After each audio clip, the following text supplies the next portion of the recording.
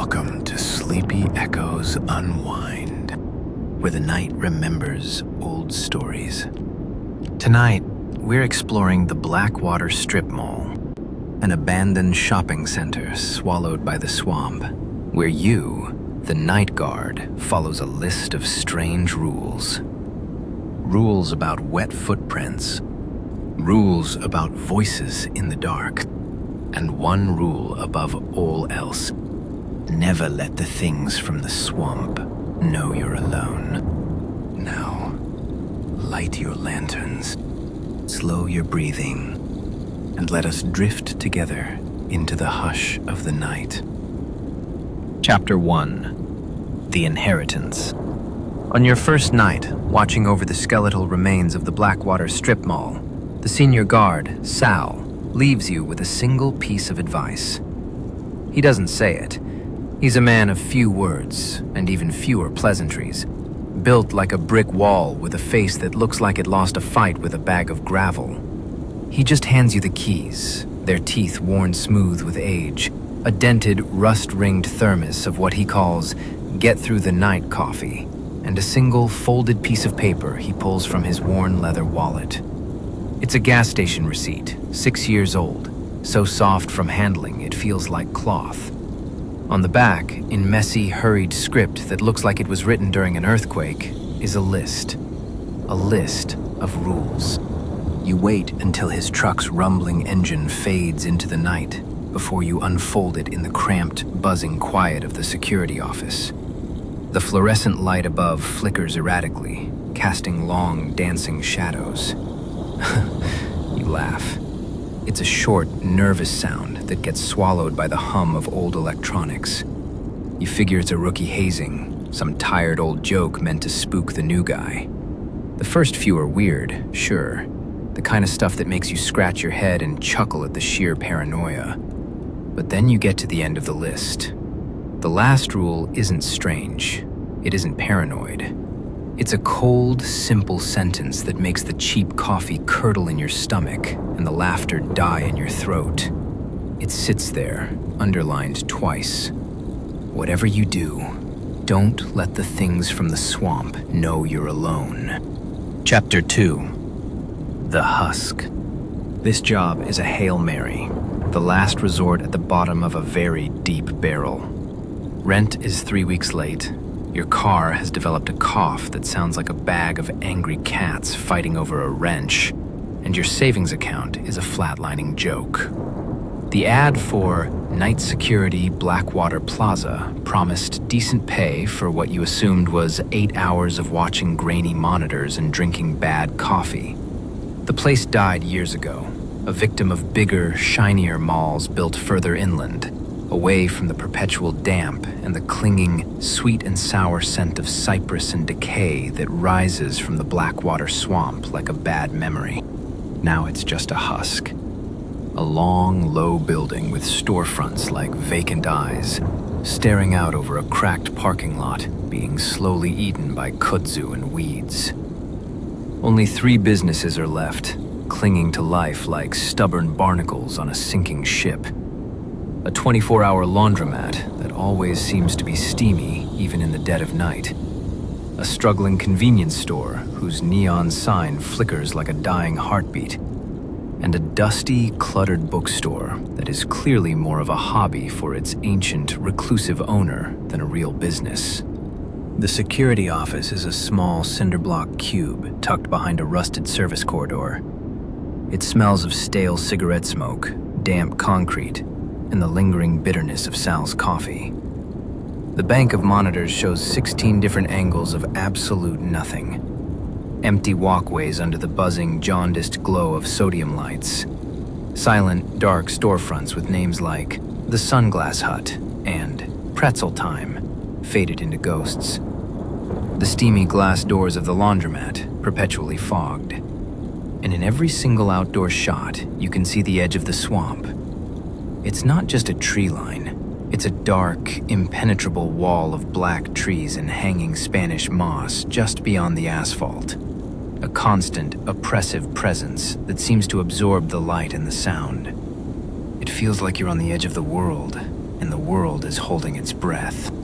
Chapter 3. The First Test. You take another sip of Sal's coffee. It's strong enough to strip paint and tastes vaguely of rust and desperation. You unfold the receipt again, the paper soft and worn like old cloth. The ink is faded, but the words are clear. Time to get to work, you figure. Might as well play along with the old man's game. Rule 1. Clock in on the paper timesheet, not the digital one. The digital one is for them. You scan the cramped desk. Next to a clunky beige computer that looks like a museum piece, there's a dusty digital clock-in terminal, its screen a blank black mirror. Right beside it, a clipboard with a paper timesheet, a cheap ballpoint pen tied to it with a grimy string. You hesitate. This is the first test, the first fork in the road of this bizarre night. It feels absurd. The digital system is probably tied directly to payroll. If you don't use it, will you even get paid? You picture your landlord's face, your car's latest repair bill. That's real. This is a joke. You stare at the blank screen of the digital terminal, then at the lined paper. The rent. The angry cats under your hood. Your hand hovers over the sleek, modern terminal. Just a simple swipe of the key card Sal gave you. Easy. Sensible. But then you look at the rule again. The digital one is for them. Who is them? With a heavy sigh that feels like you're betraying your own common sense, you pick up the pen. The plastic is sticky. You scribble your name and the time, 9 p.m. As your pen scratches the paper, you swear you hear a faint, staticky hiss from the computer's speakers. It's a tiny, almost inaudible sound, like a disappointed sigh made of radio fuzz. Just old wiring, you tell yourself. It has to be. Chapter 4. The Unseen Watchers. You settle into the creaking office chair, which has a permanent, unnerving lean to the left. The first hour is profoundly, mind-numbingly boring. You watch a fat raccoon waddle across the west parking lot on camera 4, a silent movie star in grainy black and white. You watch a huge moth batter itself senseless against the lens of camera 11, its powdery wings leaving ghostly prints on the glass. The stillness of the place is starting to feel less peaceful and more heavy, weighted. At 9:15, a cheap alarm on your phone buzzes, a shrill, jarring sound in the quiet. Time for the next rule. Rule 2. At 9:15 p.m., lock the main entrance. Don't look at the parking lot lights while you do it. Just lock the door and walk away. They're sensitive to being watched. This one is just plain weird. Sensitive lights. You grab the heavy ring of keys from the hook, the metal cool and solid in your clammy hand.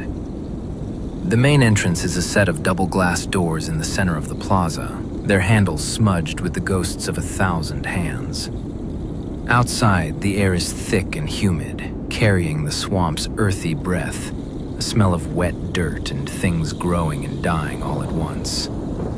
Your hand is on the key, ready to slide it into the heavy commercial lock. And then you feel it, an overwhelming, nonsensical urge to look up, to glance at the tall, cobra-headed lamps that dot the cracked asphalt of the parking lot. Why not? What harm could it possibly do? It's a stupid rule on a piece of paper. Your eyes start to lift. But Sal's final, chilling warning echoes in your mind. Don't let them know you're alone. Your jaw tightens. You squeeze your eyes shut for a second, shove the key in the lock, and turn it until you hear the heavy thunk of the bolt sliding home. You don't wait for a second thought. You pull the key out and walk away. You walk fast, your gaze fixed on the stained concrete at your feet, counting your steps. You do not look up. But as you walk, the steady, low-frequency hum of the parking lot lights behind you falters. For a moment, it is replaced by a frantic, irregular buzzing, a chaotic chorus of angry, electric pops and fizzles, like a swarm of furious, invisible insects. The sound makes the hair on your arm stand up. It lasts for maybe 10 seconds, an eternity. Then the steady, monotonous hum returns. You are back in the office, the door locked behind you, heart thumping against your ribs before you let yourself breathe properly again. A coincidence. A power surge. Has to be. Chapter 5. Routine maintenance. The coffee isn't helping your nerves. In fact, the caffeine seems to be sharpening every little fear. Every groan from the building's old bones now seems intentional, sinister. The air conditioner kicks on with a shudder that makes you jump. Your phone alarm goes off again, a cruel punctuation mark at 9:55 p.m. You look at the crumpled receipt, your new Bible. Rule 3. The laundromat door must be checked and confirmed locked at 10 p.m. If you hear a machine running, do not go inside. Report it in the log as routine maintenance and walk away. They hate being watched while they work. You head for the east end of the strip mall, where the 24-hour laundromat spills a steamy, soapy light onto the dark walkway. As you get closer, you hear it.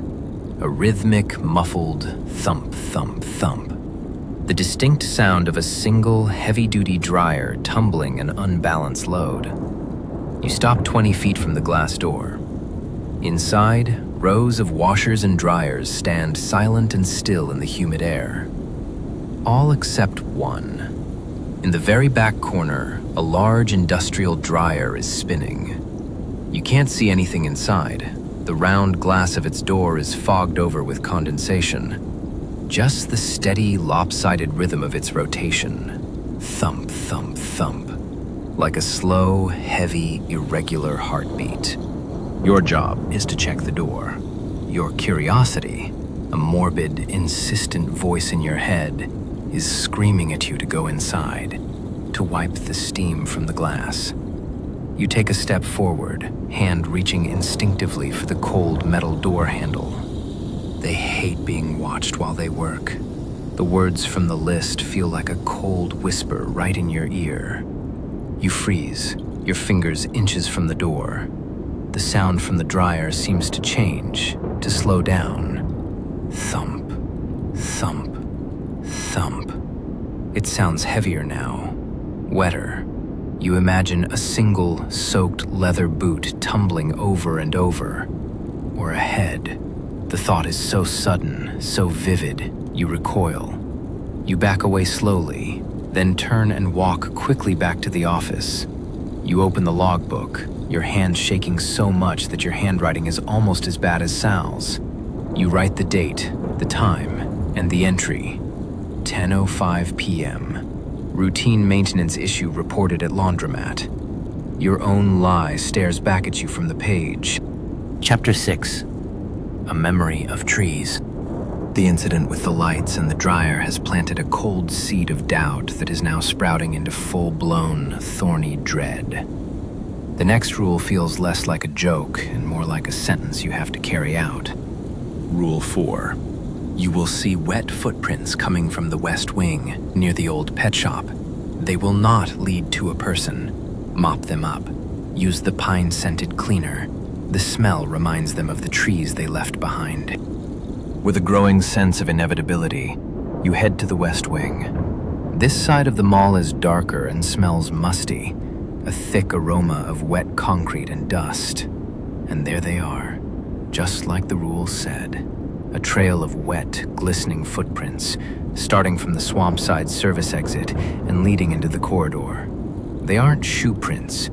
They are long, narrow, and three-toed, like a giant bird's, but with an unnerving suggestion of a heel. The prints glisten on the dusty linoleum under the dim emergency lights for about 30 feet, and then just stop in the middle of the floor, as if whatever made them had simply vanished into thin air. Your rational mind scrambles for an explanation. A leak from the roof? Condensation? But the prints are so perfect, so distinct. There's no dripping, no smearing. You go to the janitor's closet.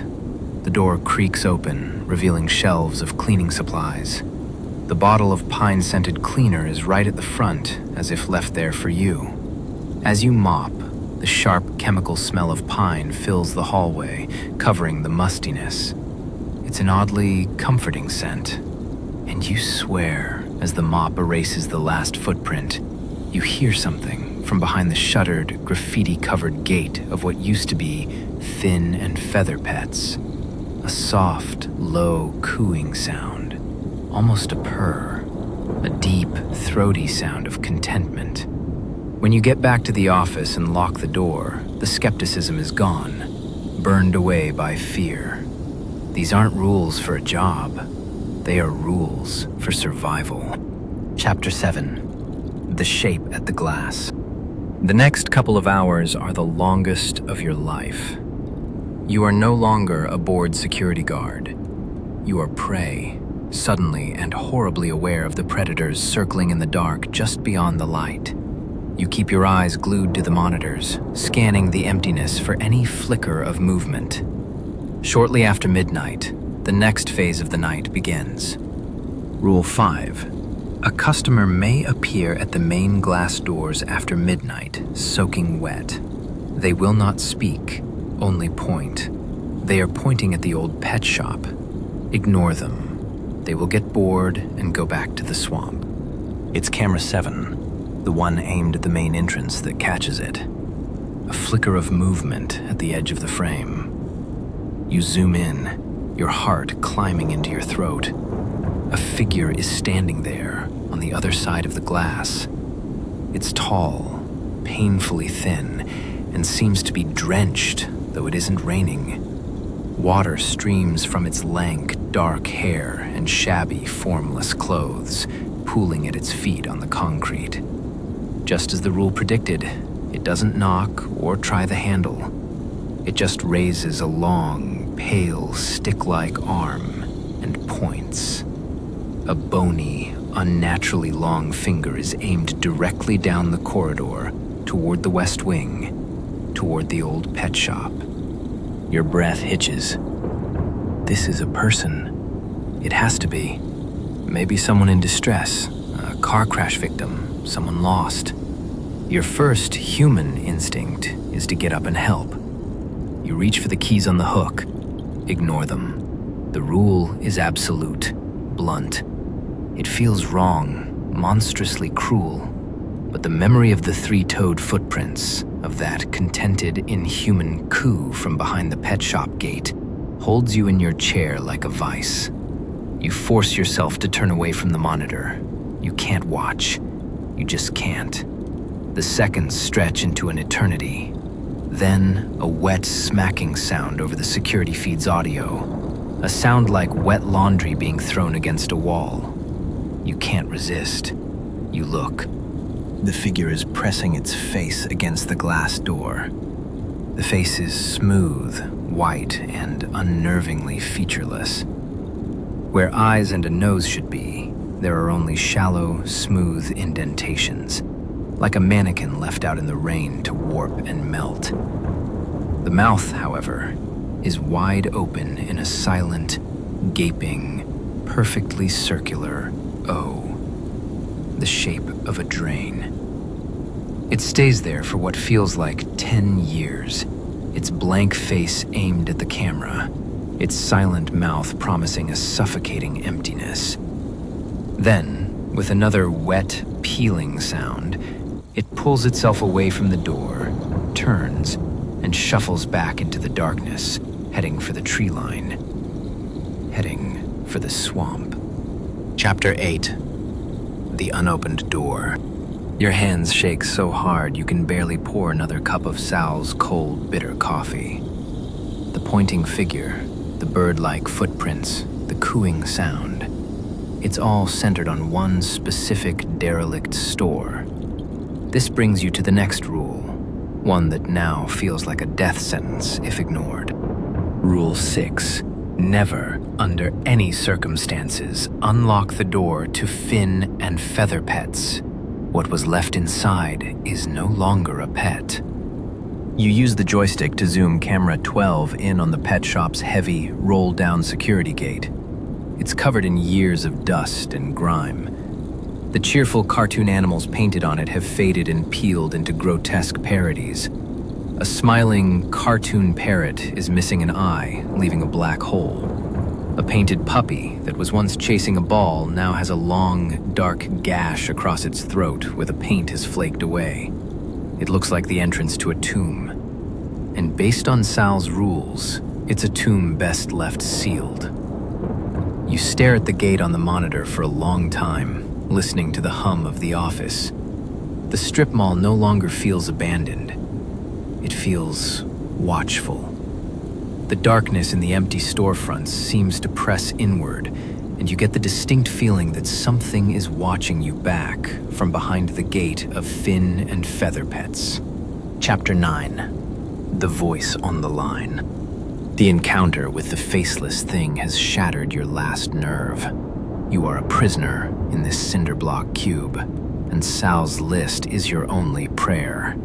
You keep your eyes on the clock on the monitor, watching the numbers change. The next rule is for 3:15 a.m., the witching hour. Rule 7. At 3:15 a.m., the office phone will ring. The voice on the other end will be Sal's. He will sound hurt.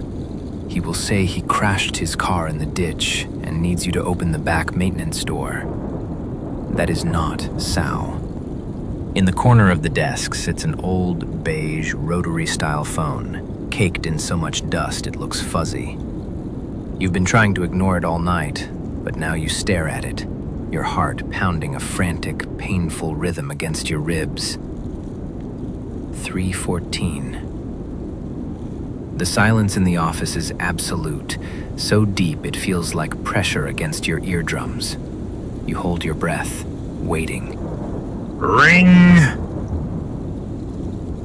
The shriek of the old bell is so loud, so piercing in the dead quiet, it feels like a physical blow. It slices through the silence, a sound of pure mechanical violence that makes you jolt out of your skin. On the third ring, your trembling hand lifts the heavy plastic receiver. Hello? Help me.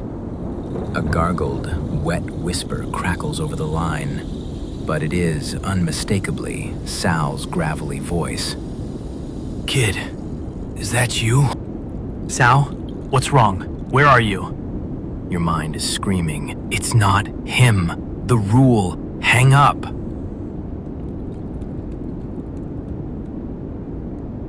Car went off the road, he rasps, his voice choked with pain. My leg, God, I think it's broken. I can hear things in the trees, kid. You gotta help me. I dragged myself to the back maintenance door, the one by the dumpsters. You gotta let me in. Please. It's dark out here. It's the perfect trap. It plays on your decency, your duty. Your hand is on the office doorknob. You are halfway into the service corridor before the cold, hard logic of the list slams into you like a brick wall. That is not Sal. You freeze, your body rigid with conflict. The rules haven't been wrong yet. With a sob of panic, you run back to the phone and slam the receiver down into its cradle. Your blood runs cold as you read the very next rule. Rule 8. After you hang up on not Sal, lock the office door and hide under the desk. Do not respond to any sound you hear for the next 20 minutes, even if it sounds like a child crying right outside the door. You throw the heavy deadbolt on the office door, the sound echoing in the hallway. You dive under the cold metal desk and curl into a fetal position, pressing yourself against the wall. Almost immediately, a soft tap, tap, tap begins on the door. Kid, you in there? The phone must have cut out. Just open the door, son, It's cold. It's Sal's voice, patient, reasonable. You squeeze your eyes shut. The knocking gets louder, harder. Bam, bam, bam! A furious pounding that shakes the whole door in its frame. Then it stops, and a new sound begins. Scratching. Long, slow scrapes down the metal door. The sound of thick, hard claws. Then the voice changes. Daddy, can I come in? A little girl's voice, sweet and trembling. I'm lost, and the dark man is chasing me. Please, let me in. Your heart shatters into a million pieces. It's an agony to stay silent. Then, a new voice, your own. Hey, it's me! I'm out here! I dropped my keys, can you open up? It is a perfect, chilling copy of your own voice, laced with panic. For the next 10 minutes, it cycles through its monstrous repertoire. Sal's angry shouting, the little girl's pathetic sobs, your own panicked voice begging to be let in. Then, as suddenly as it began, it stops. The silence that follows is 1,000 times worse than the noise. Chapter 10. The Clean Report. After 30 minutes that felt like a lifetime, you slowly uncurl yourself from under the desk. Your muscles ache, and there is no relief, just a hollow, buzzing exhaustion. There is one last rule on the list. Rule 9. When you clock out, use the paper timesheet. Write, all quiet, in the logbook, no matter what happened. Sal lacks a clean report. And so do they.